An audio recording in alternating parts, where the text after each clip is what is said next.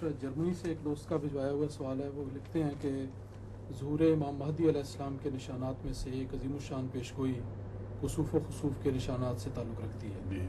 ان کا سوال یہ ہے کہ اتنی عظیم الشان پیشگوئی پر مشتمل یہ حدیث امت مسلمہ کے کبار محدثین کی نظروں سے کیسے اوجھل رہی اور سیاستہ کی کسی کتاب میں شامل نہ ہوئی اور صرف امام دارقطنی نے اسے محفوظ کیا ہے جو کہ سیاستہ سے کم تر درجے کی کتاب سمجھی جاتی ہے.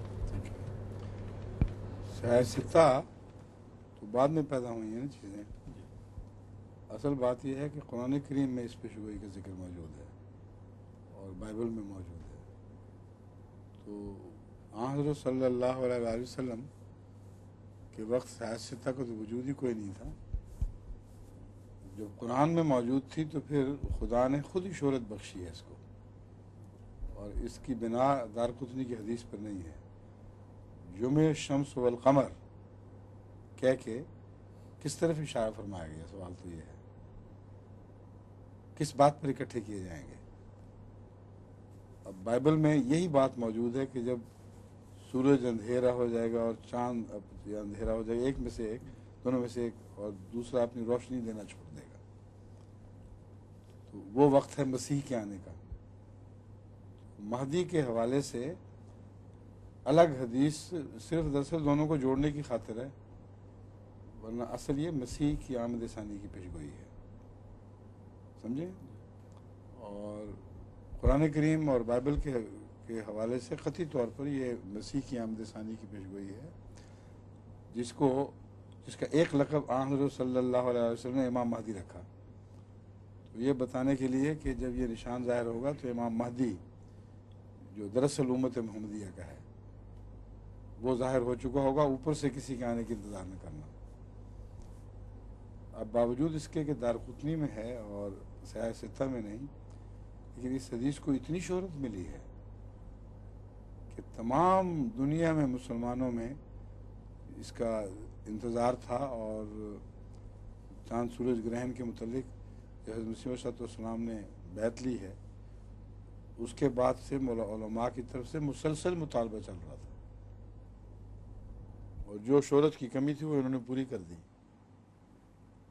ایک یہ ہے بنیادی بات کہ یہ حدیث دراصل اپنی ذات میں ہوتی یا نہ ہوتی, قرآن کریم اور اس سے پہلے اس کے تائید میں بائبل نے جو پیشگوئی کر رکھی تھی بڑی واضح ہے اس بات پر کہ مسیح کی آمد ثانی سے پہلے ایک عظیم نشان دکھایا جانے والا ہے, آمد ثانی کے وقت کہہ سکتے ہیں. دوسرا پہلو یہ ہے کہ حضرت مسیح علیہ السلام نے فرمایا ہے کہ وہ پیشگوئی جو ایک زمانے کے مفتری کی حد سے باہر ہو,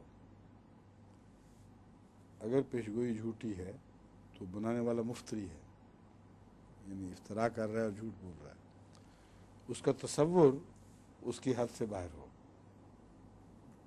اور ایسی مشکل بات وہ بنائے جو اس کے قبضے میں نہ ہو, یہ ناممکن بات ہے. کیونکہ امام مہدی کی خواہش میں بہت سے فرقوں نے بہت سی حدیثیں گھڑی ہیں, اور حضرت مسیح موعود علیہ السلام فرماتے ہیں کہ جتنی مشتبہ احادیث اس موضوع پر اکٹھی ہو چکی ہیں شاید اور کہیں نہ ہو, یہاں تک کہ سارا معاملہ ہی درم برم ہو گیا.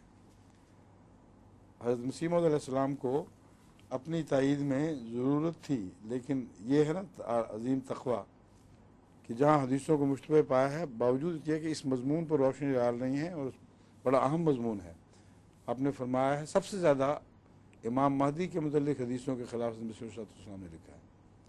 بالکل وہ مشتبہ ہو چکا ہے سارا معاملہ. ایک ایسی حدیث ہے جو یہ ہے جس کو کوئی جھوٹا اپنی خاطر یا اپنے کسی آنے والے فرقے کے بھائی کی خاطر بنا ہی نہیں سکتا تھا, کیونکہ نہ چاند پر اس کا اثر, نہ سورج پر اثر, اور مصیبت ڈال دیتا. اس لیے ہر مہدویت کے دعوے دار نے مسیح علیہ السلام سے پہلے دوسری حدیثوں کے سہارے لیے ہیں, اس کا حدیث کا ذکر تک نہیں کیا. عجیب بات ہے, یعنی اسٹینڈز آؤٹ. تو اس لیے اس کو جھوٹا کیسے کہیں گے؟ جھوٹے کی نفسیات کے خلاف ہے, اپنی خاطر یا اپنے دوستوں عزیزوں آنے والے پیاروں کی خاطر ایسی مشکل حدیث گھڑ لے کہ جس کا پورا کرنا نہ اس کے اختیار میں نہ اس کے دوست کے اختیار میں، کسی انسان کے اختیار میں نہ ہو۔ دوسرا پہلو حضرت مسیح موعود علیہ السلام نے اٹھایا ہے کہ جب وہ حدیث پوری ہو گئی تو جس کی پیشگوئی پوری اس کو مفتری کیسے کہہ سکتے ہو؟ مفتری اس کو جھوٹے کو کہتے ہیں، اور حدیث گھڑنے والا تو بڑا مفتری ہے۔ تو وہ حدیث جو پوری ہو جائے اسی طرح اسی شان کے ساتھ مادی موجود ہو، دعوے دار ہو، انہی تاریخوں میں جو عجیب تاریخیں ہیں، جب سے حضرت رسول کریم صلی اللہ علیہ وسلم تشریف لائے ہیں اب تک صرف 6 دفعہ ایسے ہوا ہے کہ ان تاریخوں میں جو اول اور ان شرطوں کے ساتھ رمضان کے مہینے میں گرہن لگا ہو، ورنہ تاریخیں بدلتی رہی ہیں تھوڑی بہت۔ رمضان کے مہینے میں گرہن لگتا رہا ہے لیکن تاریخوں کے ہیر پھیر رہا ہے۔ تو ہمارے ان کے عزیز ہیں، کیا نام ہے؟ صالح محمد صاحب، آپ کے سمدھی ہیں؟ میرے وہ ہمزلف ہیں۔ ہمزلف ہیں، رائٹ۔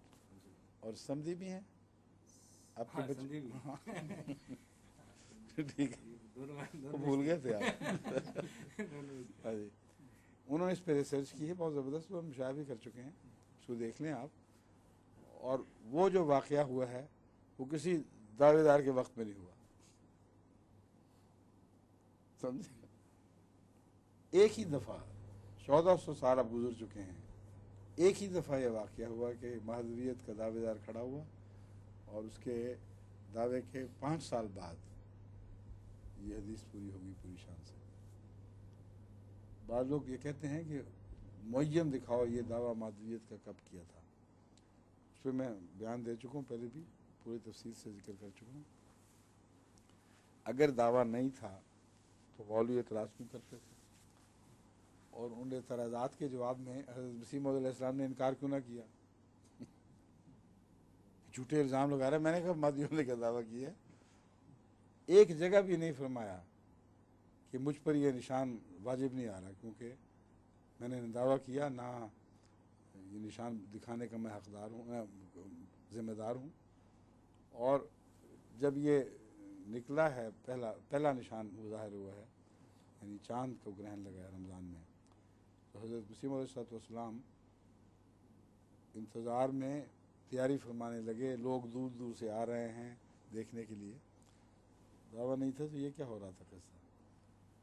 اور جب آپ نے فرمایا نشان لگ گیا ہے تو علماء نے یہ نہیں کہا اس وقت، یہ اب کے علماء جھوٹ بول رہے ہیں، کسی نے نہیں کہا کہ گرہن لگا تو آپ کو کیا، آپ نے تو دعویٰ نہیں کیا تھا، یہ کہا کہ نہیں لگا ہی نہیں، اس طرح کا نہیں لگا جس طرح ہم چاہتے ہیں۔